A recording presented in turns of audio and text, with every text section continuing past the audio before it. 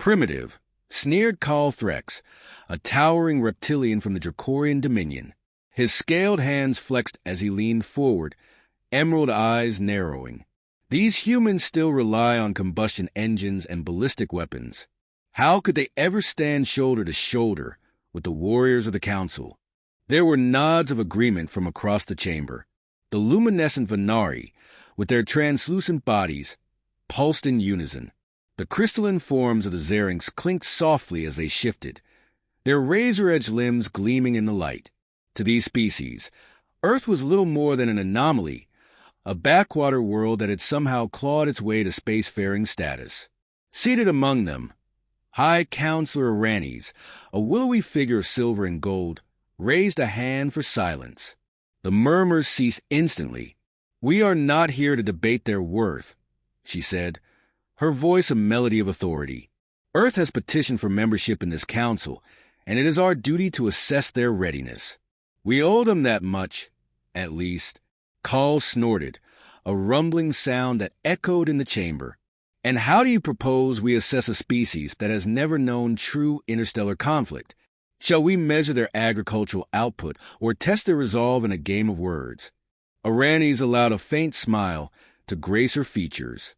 "I suggest a more direct approach," with a wave of her hand. The hologram shifted to display the outline of a military exercise.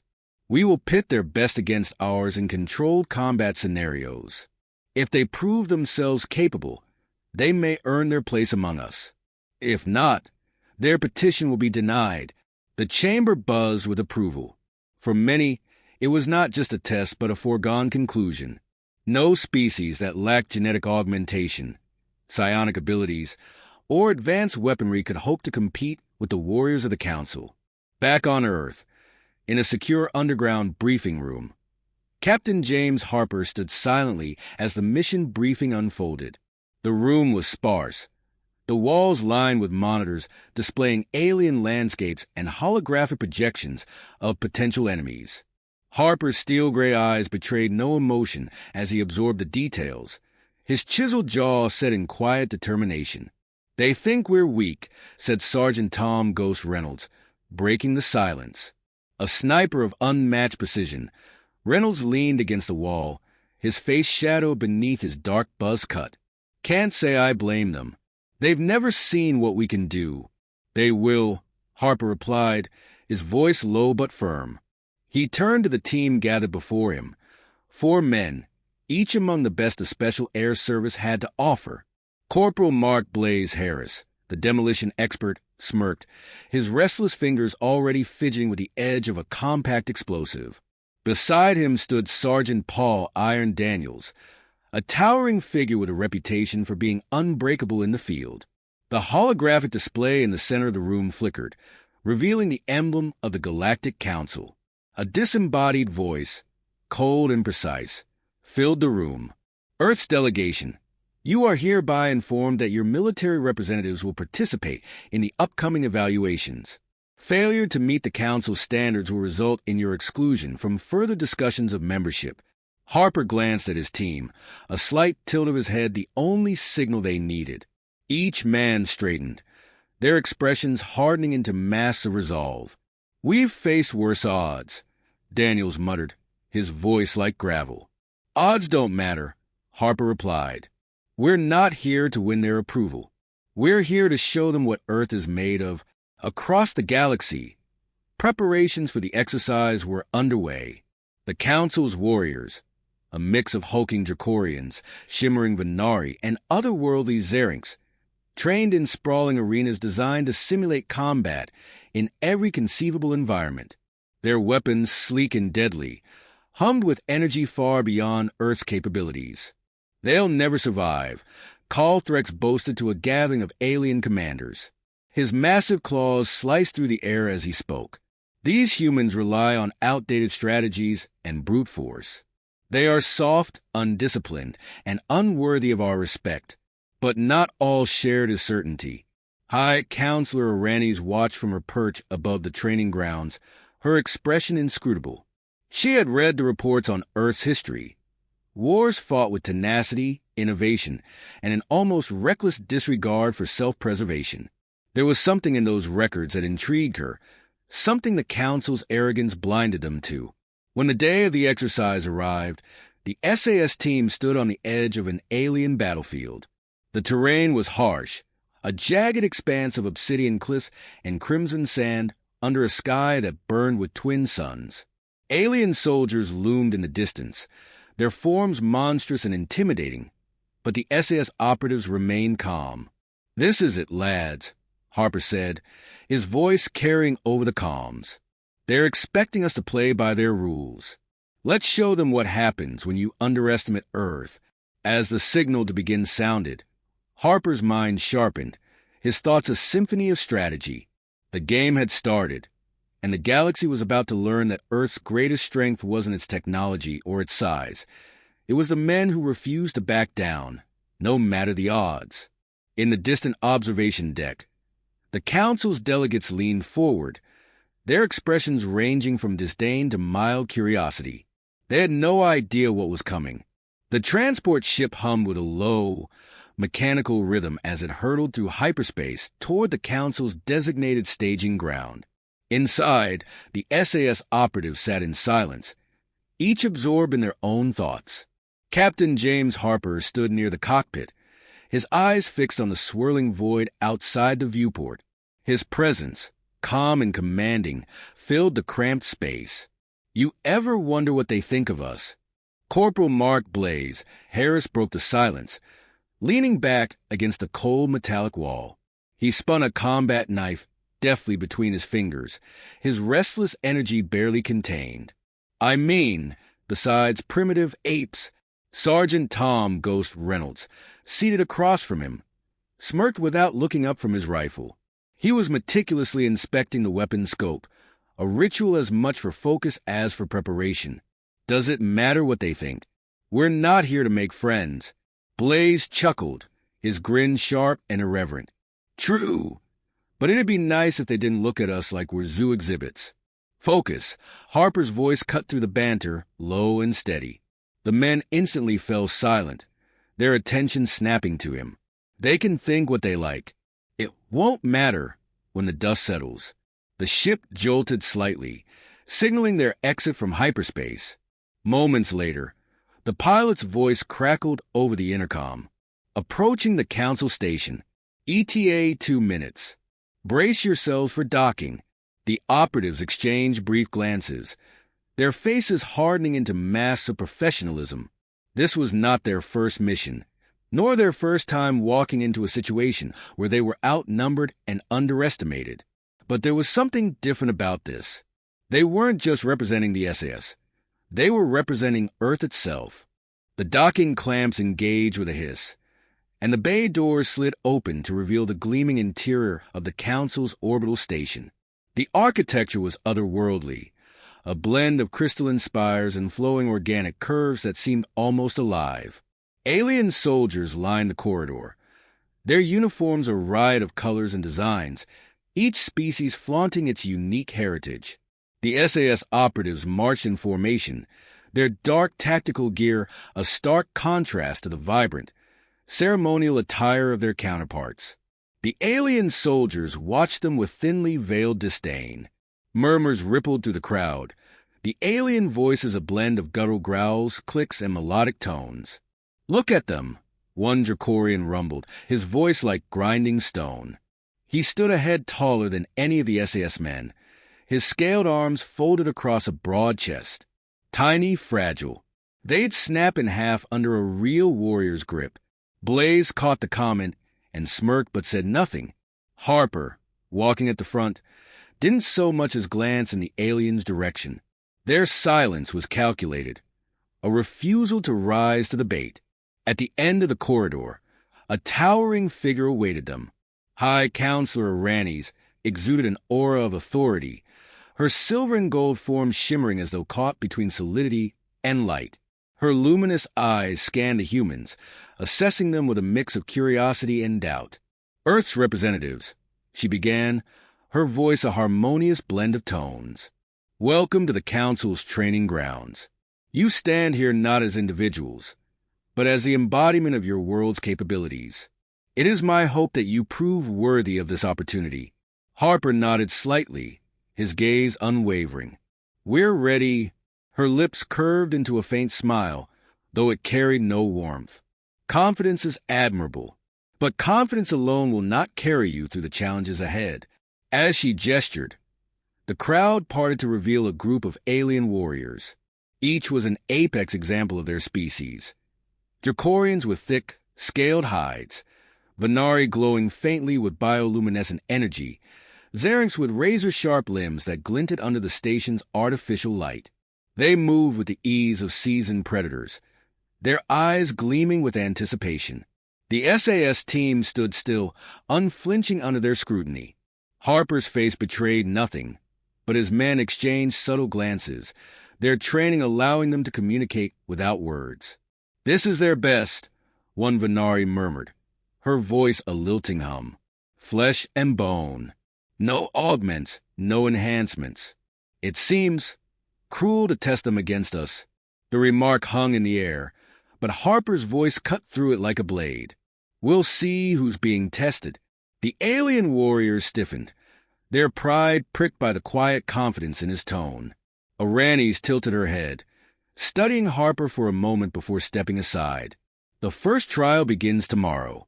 You will be briefed on the parameters shortly. For now, you may rest." As the SAS operatives were escorted to their quarters, Blaze couldn't help but mutter under his breath. "Friendly bunch, aren't they?" Reynolds shot him a sidelong glance. "They're not here to be friendly. Neither are we." Their quarters were sparse but functional, a stark contrast to the opulence of the rest of the station. Harper stood by the viewport, staring out at the stars. The others unpacked their gear in silence, the weight of the mission settling over them.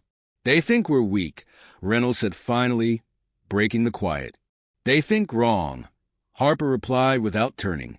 His voice carried the conviction of a man who had faced insurmountable odds before, and won. In the observation chamber above the station's training grounds, Aranis stood with a group of council delegates. Carl Threx loomed beside her, his sharp-toothed grin radiating smugness. "Do you truly believe they have a chance?" he asked, his tone dripping with mockery. Aranis didn't answer immediately. Her gaze remained fixed on the humans' quarters, where the SAS team prepared in their own way, their movements deliberate and precise. "I believe," she said finally, "that we have yet to see what they are truly capable of." Carl laughed, the sound a deep rumble. "We shall see soon enough." In their quarters, Harper turned to his team, his expression calm but intense. "We're not here to prove anything to them. We're here to do what we do best. Stay sharp, stay focused, and remember, this is just another mission." The men nodded, their confidence unshaken. Tomorrow, they would enter the arena not as equals, but as the underdogs, unarmed, outnumbered, and underestimated. And they wouldn't have it any other way. The barren landscape stretched endlessly before them, a jagged expanse of obsidian cliffs and crimson sand under a sky bruised with swirling hues of purple and orange. The alien training grounds felt hostile, alive with the promise of violence. Captain James Harper scanned the horizon, his steel-gray eyes narrowing as the faint shimmer of heat waves distorted the terrain. Every instinct in him hummed with tension. This was no simple exercise. Behind him, Sergeant Tom Reynolds knelt on one knee, adjusting the scope of his sniper rifle. The faint clicks of calibration were precise, methodical, a rhythm that steadied the team. "Wind strong from the southeast," Reynolds muttered, his voice low but clear. "Visibility's good, but those cliffs are perfect for an ambush."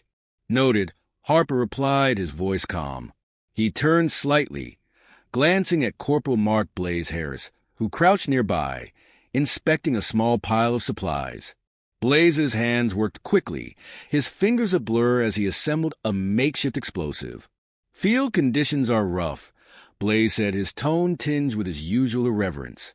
"But hey, at least the decor screams death trap." "Stay focused," Harper ordered. Above them, the alien observers watched from an elevated platform, their faces impassive, though the glint of disdain in their eyes was unmistakable. High Counselor Rani stood at the center, her luminous form motionless, her gaze fixed on the human team.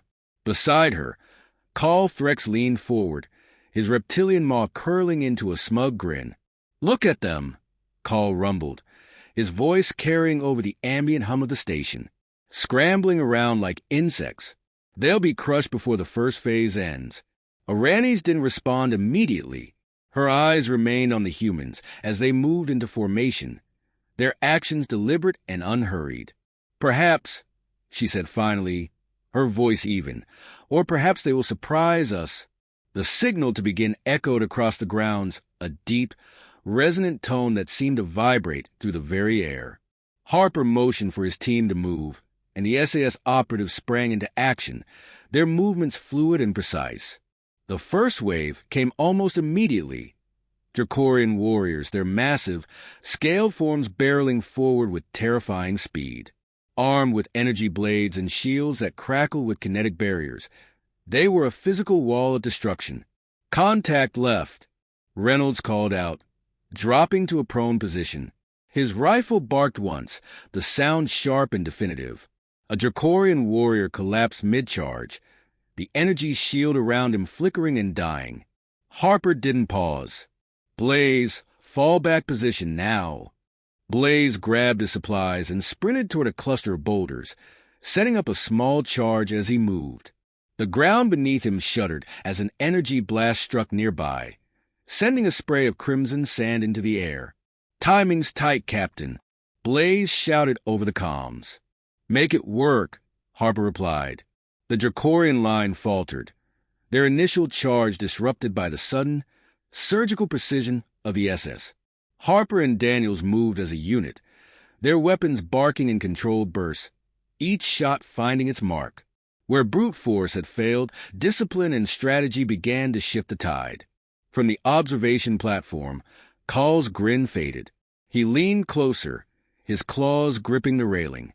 "Impossible," he growled. "There, coordinated." Arani said nothing, but her eyes gleamed with a flicker of interest. The second wave hit harder.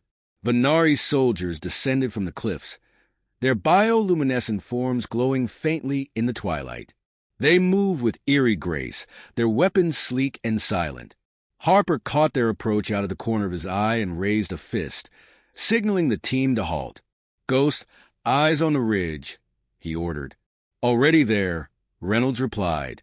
A moment later, his rifle fired, and one of the Venari collapsed, its weapon tumbling down the slope. Blaze's charge detonated behind them, the explosion sending a shockwave through the enemy ranks. Shouts and growls echoed as confusion rippled through the alien forces.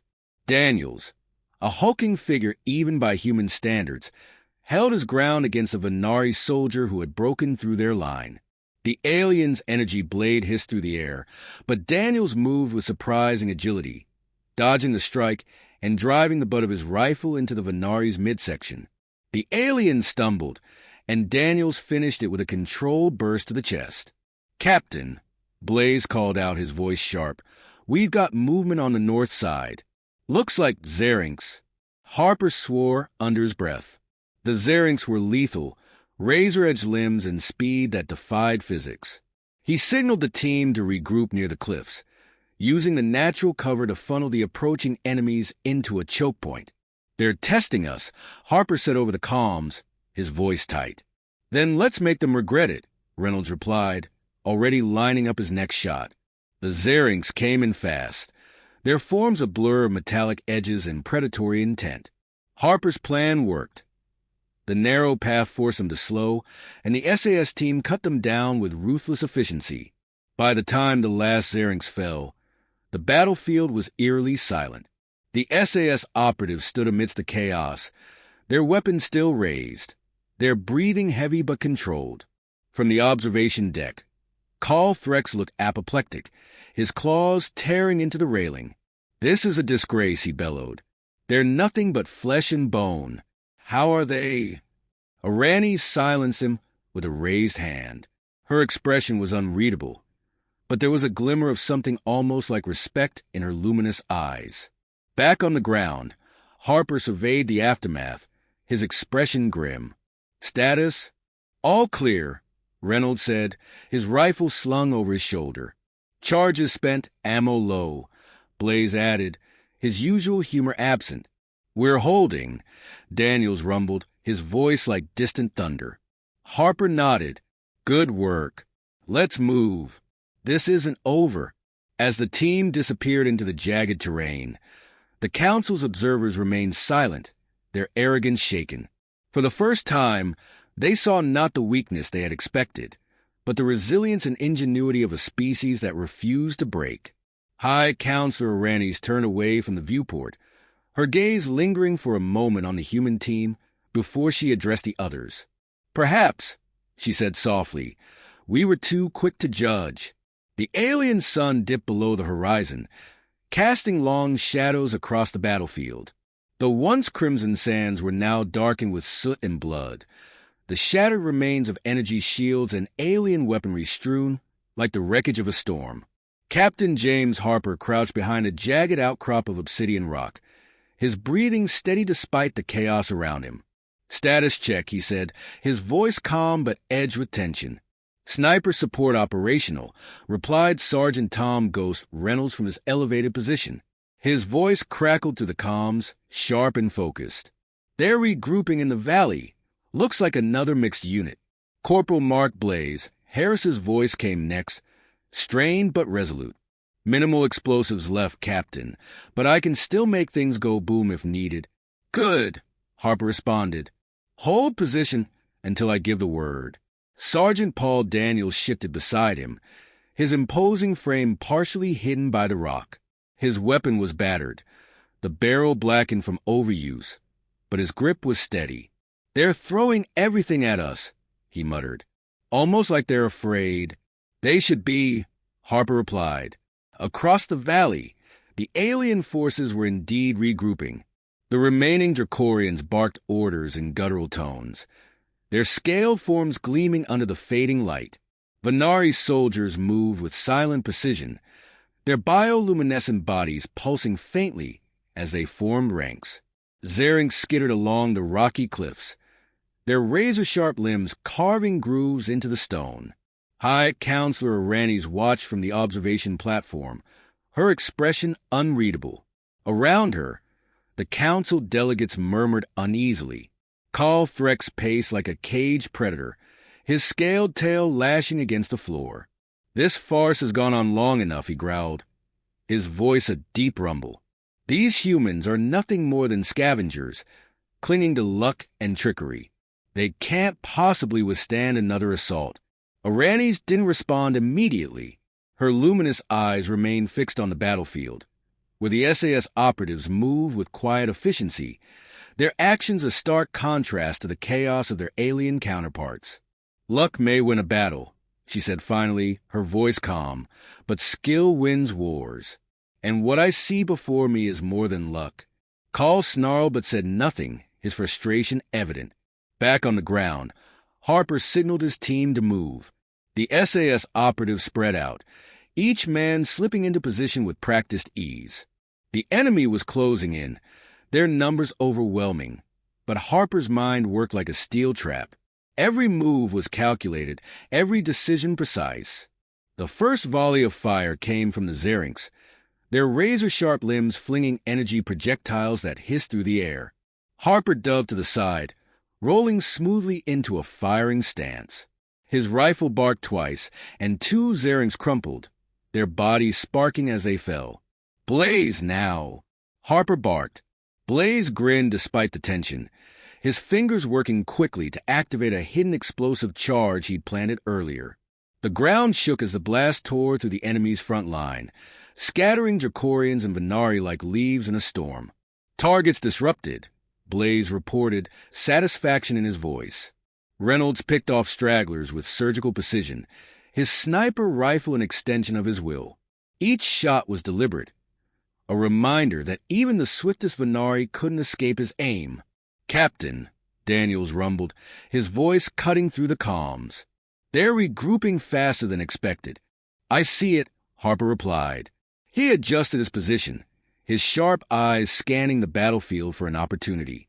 The enemy was adapting, their movements more coordinated now, but Harper had expected this. Ghost, focus fire on the Venari. Blaze, get ready to cover our exit. Daniels, on me. The team moved as one, their synchronization honed by years of training and countless missions. The alien forces pressed harder, their sheer numbers threatening to overwhelm. But the SAS operatives fought with a ferocity that defied logic. Harper's rifle clicked empty. Without hesitation, he drew his combat knife, the blade gleaming in the dim light. A Dracorian warrior lunged at him, its energy blade arcing toward his chest. Harper sidestepped, his movements fluid, and drove the knife into the alien's exposed side. The Dracorian roared in pain, collapsing as Harper pivoted to face the next threat. Nearby, Daniels grappled with a Venari, his massive frame an unyielding wall of strength. The alien soldier lashed out with a blade, but Daniels caught its wrist, twisting with bone-crushing force before finishing it with a point-blank shot. Still breathing, Captain, Daniels grunted, a rare hint of humor in his voice. Keep it that way, Harper replied. As the battle raged, the tide began to shift. The alien forces faltered, their morale cracking under the relentless assault.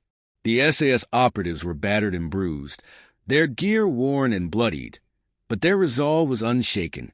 From the observation platform, Aranis leaned forward, her luminous eyes narrowing. They're doing it, she murmured, more to herself than to the others. Calthrex snarled, his claws digging into the railing. This is impossible. No unaugmented species should be capable of this.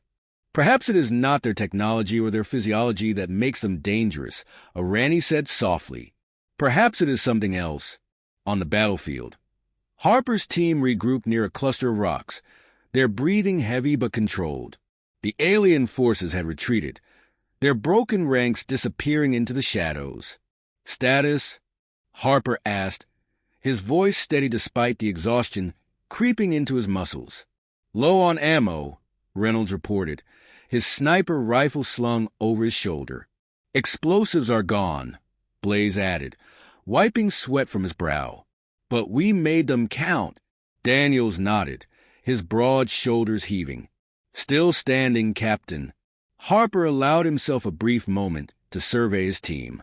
They were battered but alive, their determination etched into every line of their faces. Good work, he said simply. Above them, the observation platform descended, the Council's holographic delegation shimmering into view. High Counselor Arani stepped forward, her gaze sweeping over the humans. You have exceeded our expectations, she said, her voice carrying both respect and wonder. Where we saw weakness, you have shown strength. Where we saw chaos, you have shown discipline. Earth's place among the stars is earned this day. Harper met her gaze, his expression unreadable. We didn't do this for your approval, he said quietly. We did it to show you who we are. Aranis inclined her head, the faintest hint of a smile touching her lips. And you have... As the holograms flickered out, Calthrex stormed away, his pride in tatters. The other delegates watched in stunned silence, their arrogance tempered by the humans' display. Harper turned to his team. Let's get out of here, he said. Blaze grinned. Didn't think I'd ever say this, but I'm gonna miss this hellhole. Speak for yourself, Reynolds muttered, slinging his rifle. As they made their way back to the transport, battered but victorious, the galaxy watched. And for the first time, it saw humanity not as primitives, but as equals.